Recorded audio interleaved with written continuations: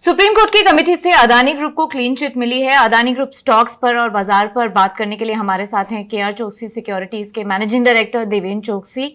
देवेन जी, स्वागत है आपका बीक्यू प्राइम पर। सोमवार के सेशन में अदानी ग्रुप के शेयरों में जबरदस्त तेजी देखने को मिली है। ज्यादातर शेयर्स अपर सर्किट पर हैं। फ्लैगशिप कंपनी अदानी एंटरप्राइजेज में करीब 20% का उछाल देखने को मिला है। सुप्रीम कोर्ट की कमेटी ने जो रिपोर्ट में क्लीन चिट दी है उसको आपने कैसे देखा? आई थिंक सबसे पहले तो एक चीज को ध्यान में रखते हैं कि अभी तक जो सुप्रीम कोर्ट की कमेटी ने जो ये रिपोर्ट दिया है उनको उन्होंने ज्यादातर ये चीज की एक उम्मीद दर्शाई है कि सेबी अगले समय के अंदर अपना ड्यू डिलिजेंस कंप्लीट करेगी और उसके बाद में आई थिंक फाइनल रिपोर्ट निकलेगा। As of now I think this committee has not found any wrongdoing, तो ये एक अच्छी बात है क्योंकि हम इतना जानते हैं कि जब जनवरी महीने के अंदर अडानी ग्रुप के शेयर्स के ऊपर एलिगेशन रखा गया था कि उनके स्टॉक के प्राइस मैनिपुलेटेड है और उनके जो कॉर्पोरेट गवर्नेंस के भी मुद्दे लिए गए थे हाथ में। मेरे ख्याल से ये चीज क्लियर होती है सेबी के इन्वेस्टिगेशन के अंदर, तो ये सोने के ऊपर सुहागा बनेगा क्योंकि एक तरफ कंपनी के फाइनेंशियल्स और फंडामेंटल्स काफी हद तक स्ट्रांग है। जैसे हमने पहले भी ये चीज की चर्चा की है कि कंपनीज के जो फंडामेंटल्स है वो फंडामेंटल्स में कोई चिंता करने की जरूरत नहीं है क्योंकि they are cash generating business in infrastructure segment, तो ये एक पॉजिटिव गिना जाना चाहिए। जो प्रॉब्लम है वो एलिगेशन रिलेटेड मार्केट के अंदर जो शॉर्ट सेलिंग हुआ एलिगेशन के बाद उसका एक प्रॉब्लम है, तो ये चीज अगर सॉल्व होती है तो ओवरऑल मार्केट ये चीज को पॉजिटिव लेगा and ultimately I think stock prices should stabilise based on the fundamental merits of the company. तो देवेन जी, हिंडनबर्ग रिपोर्ट मामले में सुप्रीम कोर्ट ने तो क्लीन चिट दे दी है। मिनिमम पब्लिक शेयर होल्डिंग से लेकर शेयरों की कीमतों पर भी सब कुछ क्लीन ही मिला है। तो अब आप क्या अब ये सवाल नहीं उठता कि ये सिर्फ एक टारगेटेड रिपोर्ट थी जिसका मकसद तथ्यों को एक रिपोर्ट बनाकर शॉर्ट सेलिंग कर मुनाफा कमाना था?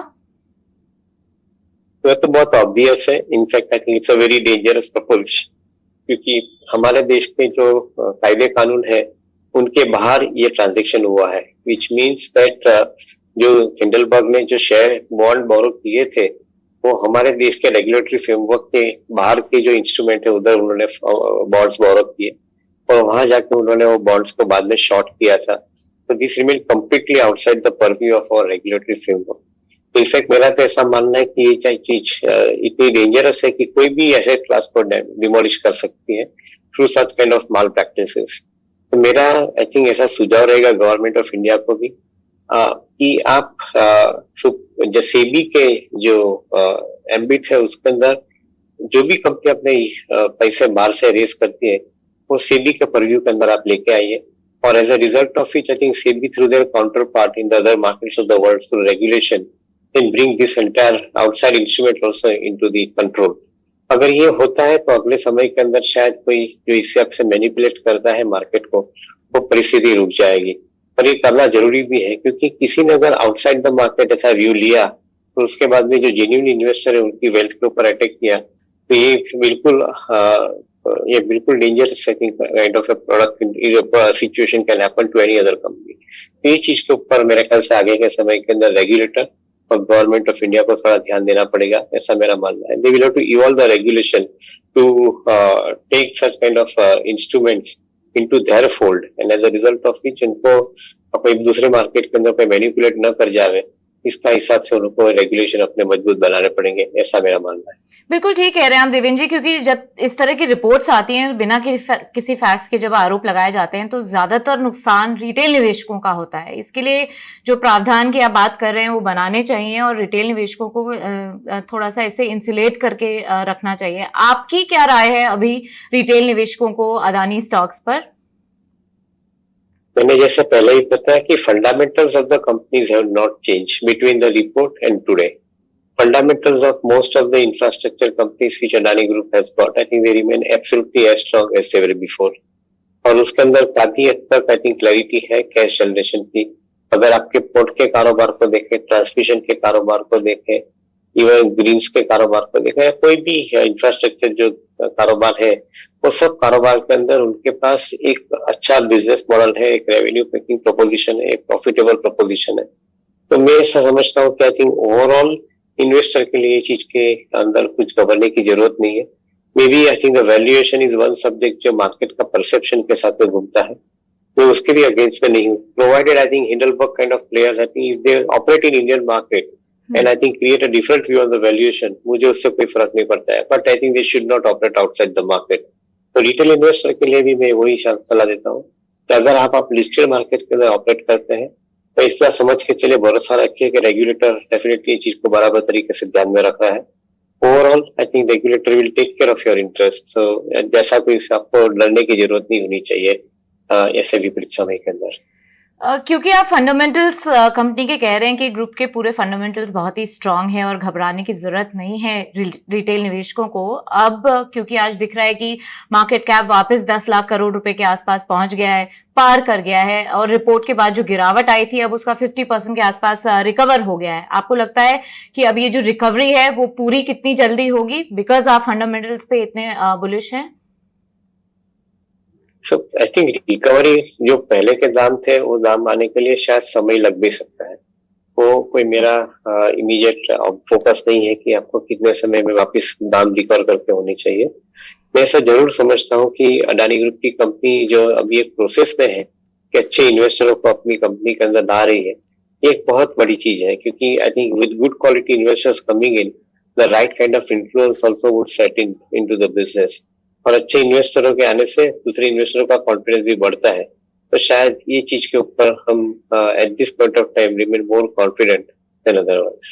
फंडामेंटल्स पे आप बहुत ज्यादा बुलिश हैं, पर आपने भी थोड़ी देर पहले बात की कि मार्केट वैल्यूएशंस का एक बज है जिसमें लगता है कि बहुत ज्यादा ओवर प्राइस्ड है। आपको भी यही लगता है या आपको लगता है कि नहीं, एकदम वाजिब दाम पे अभी स्टॉक्स मौजूद हैं बाजार में और रिटेल निवेशकों को धीरे धीरे करके अपनी होल्डिंग बढ़ानी चाहिए? कि करंट वैल्यूएशन काफी सस्ते हैं, वो मैं मान के चलता हूँ। और जो इन्वेस्टर, रिटेल इन्वेस्टर के पास नजर ही होना चाहिए 5 साल के ऊपर का। अगर रिटेल इन्वेस्टर 3 महीने 6 महीने के लिए लेता है तो शायद it's not going to be very meaningful for them, but those who are looking at long term investment, तो ये एसेट्स जो इंफ्रास्ट्रक्चर किए गए हैं, कंपनी ने खड़े किए हैं, वो एसेट्स के अंदर मुझे काफी हद तक पोटेंशियल दिखता है। Accordingly retail investor can take a view on the subject. फिर भी मैं बताता हूँ कि रिटेल इन्वेस्टर को अपने खुद के दिमाग से लगाने की जगह पे आई थिंक उनके कोई वैल्यू एडवाइजर है जो इन्वेस्टमेंट एडवाइस करते हैं, उनके साथ में बैठ के कंपनी के फंडामेंटल समझ लेने चाहिए, और अगले 5 साल के अंदर कितना तरीके से ये कंपनी के बिजनेस में मुनाफा आएगा, ग्रोथ आएगा, वो समझने के बाद इन्वेस्ट करना चाहिए। अर्निंग्स के लिहाज से आपको ग्रुप कंपनियां कैसी लग रही है? अदानी एंटरप्राइजेस के बहुत ही शानदार रिजल्ट्स आए हैं Q4 में, उसके बाद आपको लगता है कि अर्निंग्स का जो आउटलुक है वो पॉजिटिव रहेगा अगले 5 सालों के लिए?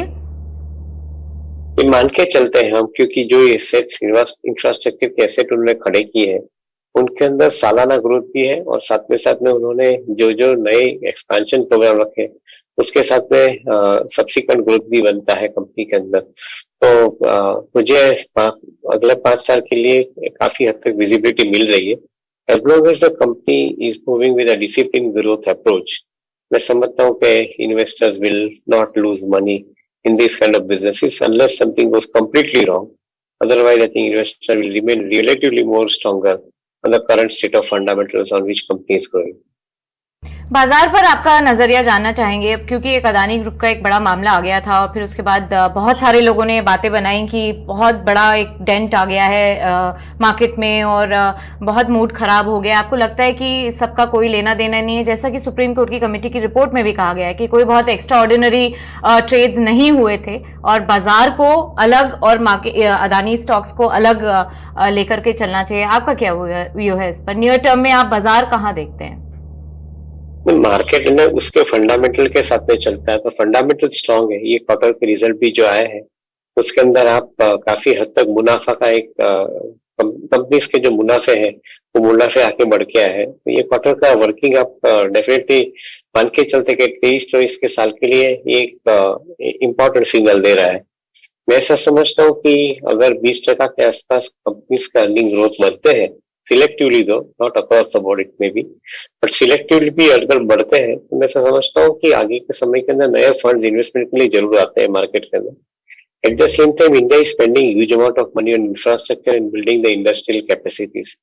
ये दोनों चीज के ध्यान में रखते हैं तो शायद इंडिया की इकोनॉमी के अंदर अगले समय के अंदर नए इन्वेस्टर को आने की बहुत बड़ी संभावना रहती है।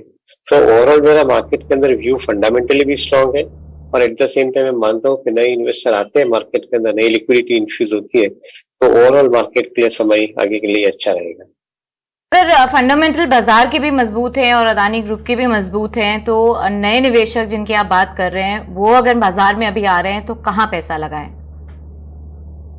कंजम्पशन का जो थीम है वो कंटिन्यू रहता है, और कंजम्पशन के थीम को आगे बढ़ाने के लिए बैंकिंग और फाइनेंशियल कंपनीज के जो कारोबार है उनके लिए भी एक अच्छी विजिबिलिटी बनती है। तो मैं ऐसा समझता हूँ कि except the commodity and commodity related areas, उसके अंदर शायद आपको थोड़ा बहुत ज्यादा संभालना पड़ेगा, because that uncertainty still not going away. But overall consumption के साथ में जो कारोबार जुड़े हैं, आइदर मेटल कंजम्पशन के साथ में जुड़े हैं या फूड प्रोडक्ट कंजम्पशन के साथ में जुड़े हैं, या गवर्नमेंट के जो नए कारोबार खुल रहे हैं डिफेंस के अंदर, रेलवेज के अंदर, वहां पे जो ग्रोथ आ रही है वो ग्रोथ हमें लगती है कि आगे 3 से 5 साल के लिए सस्टेनेबल क्लैरिटी दे रही है। बहुत शुक्रिया देवेंद्र जी, बाजार पर आपका नजरिया हमें शेयर करने के लिए, सभी निवेशकों को ये बताने के लिए कि बाजार के फंडामेंटल्स और अदानी ग्रुप के फंडामेंटल्स बेहद स्ट्रांग है और अगले 5 साल के लिए आपको बहुत तेजी देखने को मिल सकती है। Thank you so much, and thank you so much viewers for tuning in.